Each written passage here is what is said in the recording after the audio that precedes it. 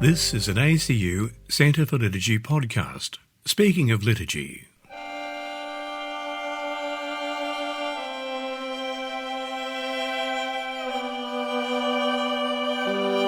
When we gather for liturgical prayer, careful preparation has been undertaken by an often unseen person, the sacristan. Speaking of liturgy, Corinna Laughlin, author and the Pastoral Assistant for Liturgy at the Cathedral of St James, Seattle, USA, asks, what are the qualities of a good sacristan? And describes their important role, offering some touchstones for training. Before the priest can preside, before the extraordinary ministers can give communion, before the ushers can usher, the servers serve, or the readers read, there is the sacristan. The sacristan is the liturgical minister who prepares the many objects needed for the liturgy. The candles, the books, the vessels, the vestments, the linens, not to mention less interesting but also essential things like the lights, the sound system, perhaps even a live stream camera. Typically, the sacristan's work is done before and after Mass, getting things out before the liturgy and cleaning and putting things away afterwards. Many, perhaps most of those who gather for Mass may not even realize there is such a person as a sacristan. But the sacristan is an essential part of the liturgy team. The sacristan's quiet and holy work helps every other liturgical minister do what they need to do. What does it take to be a good sacristan? It's so much more than setting up trays, flipping switches, washing dishes, and keeping cupboards tidy. For me, 3 qualities come to mind that I think every really good sacristan will have. First, the sacristan needs to care about things. So much of what the sacristan does involves objects. These objects hold great meaning for the liturgy and often for the community as well. A priest's chalice, for example, is usually given to him on the day of his ordination, so it is both a sacred vessel used at Mass and a vessel of treasured memories. A sacristan needs to be detail-oriented and someone who can handle these items with care and reverence. The sacristan cannot have butterfingers. Second, the sacristan needs to be good on their own and with people. The sacristan often works alone and almost invisibly, which can make this a good ministry for the shy or the introverted.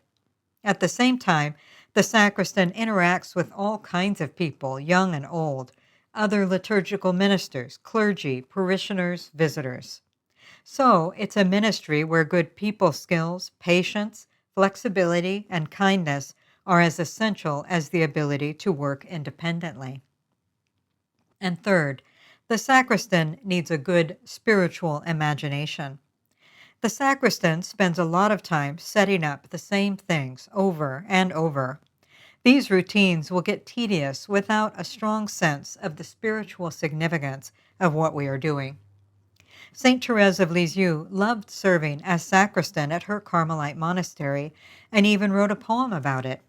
In The Sacristans of Carmel, she wrote, "Our task is a prayer that unites us to our spouse. We feel a holy envy for the work of our hands, for the small white host which will veil the divine Lamb." With spiritual imagination, the ministry of sacristan will be just that, a ministry, a prayer, and a source of wonder and spiritual growth. So, serving as sacristan can be a really wonderful ministry. But there is so much to learn, special words, special rites, special things. Where do we start when it comes to training sacristans? What are the essentials? The sacristan needs to learn what's required for Mass from the universal to the local. On the universal level, the sacristan needs to understand the basics of what is needed for the celebration of the Mass. The general instruction of the Roman Missal, especially Chapter 4, and the Table of Liturgical Days are the church documents that most closely touch this ministry. On the regional or diocesan level, the key document is the diocesan ordo, the local almanac that provides so much essential information: what day it is on the liturgical calendar, what color vestments to lay out, and which readings and prayers to mark. The ordo can seem baffling at first, but once the sacristan masters the shorthand of the ordo, they will find it indispensable. And then there's all the very local information the sacristan needs to know. Every church and every sacristy is a little different, and the sacristan needs to know the rules, both written and unwritten, of the particular place where they are serving. We use these vestments in Advent, those ones in Lent. Turn off these lights when you leave, but leave that one on. Those dishes are for ashes, not the oil of the sick. In addition to knowing all the items needed for the Mass, sacristans are often responsible for maintaining these objects, polishing brass, washing linens, and so on. Thus, sacristans will also need to know how to take care of the items they handle. What can go in the washer and what needs dry cleaning? What needs ironing and what needs starch? What polish is used on the thurible? We can probably all think of times when something special got damaged due to the misplaced zeal of a helpful person. Everything in the sacristy lasts longer when it is properly handled and cared for. So how should all this information be conveyed? Sometimes it seems like parishes are trying to train people by posting signs. I'm sure you've been in sacristies where there are notices and warnings everywhere. In other places, sacristans simply learn by trial and error. But I think the best way to train sacristans is to have them serve an apprenticeship of sorts and shadow an experienced and very patient sacristan who is willing to be their guide as they enter into this special ministry for as long as they need a guide.